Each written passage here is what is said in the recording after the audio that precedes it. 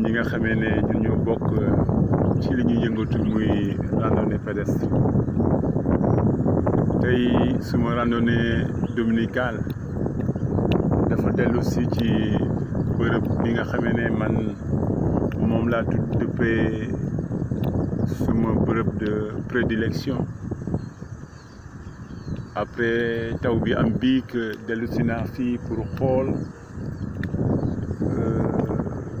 paysage bi ni mu demee gis ngeen ko paysage baa ngi nii paysage bu rafet la ci ginnaaw fekk ay oiseaux pélicans kii yu bëri yu nekkoon foofu d'ailleurs bon xam naa ne ci image yi di ngeen ko gis yi nga xam ne moom laa leen nar a restituer di ngeen ko gis mais bon tey bu ma ñëwee toog fii au bord de ce lac là dama bëgg a waxtaan ak ñi nga xamee ne yàlla dafa def ñu jiite discipline bi nga xamee ne moom la ñuy def ñun ñëpp. Randonnée sport la d'accord, loisir la d'accord, espace de partage la surtout, mais randonnée dafa nekk wërgu yaram moo ko tax a jóg pour l'essentiel. ni ko ndem si yàlla si Libaas Jong doon waxee randonnée phénomène social la c'est devenu un phénomène social qui draine beaucoup de monde loolu tax ba autorités yi ci seen wàll ñu ne lii ëpp na bàyyi nii rek il faut que ñu jagleel ko ay structures yu mel ni ay fédération ak li ko ngànk yëpp comme yeneen discipline yi muy football muy basket muy leneen muy làmb muy leneen ay at ci ginnaaw donc taxawal fii benn fédération sénégalaise de randonnée pédestre ci lu ko jiitu yooyu amoon na ay structures yu fi nekkoon ay CNP ay et cetera yu fi nekkoon ñu bëri liggéeyoon ci wàll yooyu pour taxawal randonnée bi ba tey jii randonnée bi egsi fi mu egsi d'ailleurs sax ci ñooñu je pense que nous devons tout faire pour que ñooñu nga xam ne historiquement parlant ñoom ñoo ne ngànkoon randonnée ñu mën a restituer trajectoire yi nga xamee ne randonnée bi foofu la jaar ba egsi fii tey il faut que ñu les anciens là ñu bàyyi leen jox leen kàddu gi ñoom ñuy wax aussi mais tey li ma tax a jóg mooy que ne dañoo nemmeeku ay bës a ngi nii ci panel yi nga xamee ne ñoom ñoo ŋànk randonnée bi yëpp panel yëpp ay jokkalante mu ngi ciy am ay jokkalante yoo xam ne du jokkalante yu nar a jëmale randonnée kanam mais lu dul nar fi andi benn crise yu amul bopp amul genn te aujourd'hui tey jii randonnée soxlawul lool lu mel ni mbiru affiliation ak réaffiliation ak réaffiliation mu nekk sujet boo xamee ne ñëpp gisuñu seen bopp ci niñ ko nar a doxale ba tax mu andi ay xiroo ak ay ŋaaño ci loo xamee ne vraiment bu fekkee ne dañoo tënku ci ay textes rek jaru ko fi parce que textes yi dafa leer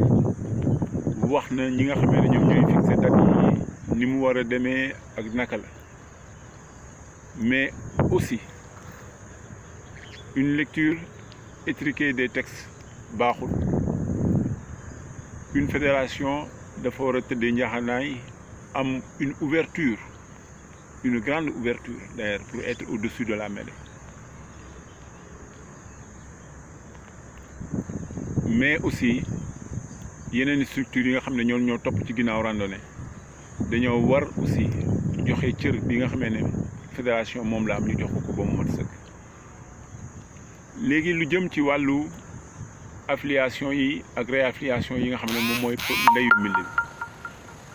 club bu Dakar yi yenn club ci Dakar du moins yenn club ci Dakar gisuñu seen bopp ci date yi nga xamee ne moom la fédération joxe njëkkoon na joxe benn date après mu dellu si changé waat ne le 14 club yi ne le 14 boobu dafa xat ba nga xamee ne li nga xam ne lépp moom lañ ci waroon mën a def duñ ko mën a def pour mën a nekk en règle avec la question des affiliations et des réaffiliations ñoom bi ñu dajee seen biir ñu ñaan parce que ñaan rek la au niveau de la fédération pour que ñu changer date bi yóbbu ko ba le 30 bon fédération entre temps waroon nañu réunir parce que ñun man ci sama wàllu bopp jot naa jokkoo ak ay dirigeants yu bokk fédération pour jéem a waxtaan ak ñoom bon pour ñu mun a trouver benn terrain d'entente boo xam ne dana date boo xam ne dana fédéré ñëpp mais loolu dafa nekk loo xam ne du woon forcé dañ ay souhait la woon nag bu ñu émettre comme ça donc c'était à la fédération de prendre ses responsabilités et de fixer la date mais je pense que pour l'essentiel ñu am benn date boo xam ne day fédéré ñëpp gis ci seen bopp def naa ne loolu moom moo gën ci bu fekkee ne dañoo bëgg a jëm ci tabax ay structures yoo xamee ne dañuy légitimité structure yooyu li koy joxe mooy mu am une base solide une base massive aujourd'hui bu ma gisee circulaire yi génn yi nga xam ne fédération moo ko génnee ma xool club yi nekk Dakar xool club yi nekk Rufisque xool club yi nekk un peu partout dans le Sénégal dinaa ne ñi nga xam ne ñoom ñoo nekk en règle aujourd'hui bu fekkee ne ci la fédération wax loolu c'est pas représentatif du tout de ce que la randonnée compte comme ressources humaines comme club comme et cetera léegi nag bon s'il y a un comité de sage moi je pense que le moment est venu pour que ñoom aussi ñu jóg dox ci ay jéego pour mën a rapprocher les lignes là à ce que nit ñi mën a toog waxtaan bañ di ko def par presse interposée wala par panel interposé ay nit ñi mën a toog waxtaan bu ñu toogee waxtaan ñu juboo ci kàddu boo xamee ne danañu permettre ñu dem ci ay élections yoo xamee ne danañuy paisible ay élections yoo xam ne dañuy sincère ay élections yoo xam ne dañuy transparente def naa ne loolu rek moom moo mën a jëriñ randonnée bi tey mais du ay xëccoo ay ŋaayoo ay xiiru fi ay yooyu non loolu amaluñu njëriñ beneen bi aussi loolu man je m'adresse au président des clubs parce que un président de club aussi bu dee da nga bëgg a déposer da nga déposer sa demande d'affiliation ou de réaffiliation war nga ko mën a suivre ba xam ndax egg na fa mu war a egg mais joxe naa suma demande d'affiliation ou de réaffiliation jox naa ko diw après nga toog yow sa yoon nekkatu ci loolu ba ci cëppaandaw bi tu constates que ne effectivement yow sa dossier boobu eggul fi mu waroon egg loolu aussi problème la ci mode de fonctionnement bi ni ñuy liggéeyee par exemple ñun les modes de transmission là dañuy poser problème yow boo déposé fenn sa dossier war nañ la jox benn quitus bu wane ne yow déposé nga sa dossier foofu war nañ la jox benn lu wane ne da nga déposé nga sa dossier foofu mais ana sa dossier joxoon naa ko diw tey bu ñu la waxee ne bu kooku waxee ne joxaloo ma ko woon léegi yow mënuloo andi benn firnde ne joxoon nga ko donc nañu mode de transmission yi aussi dañ ko war a xoolaat nit ki waruñu di fonctionner ci ay émotions nit ki boo ko joxee sa dossier na la jox kayit bu wane ne yow jox nga ko dossier bi na la ko won mais aujourd'hui am na ñoo xamee ne y a des agendas yoo xam ne qui sont visibles avec des agendas cachés loolu yëpp am na ci biir randonnée bi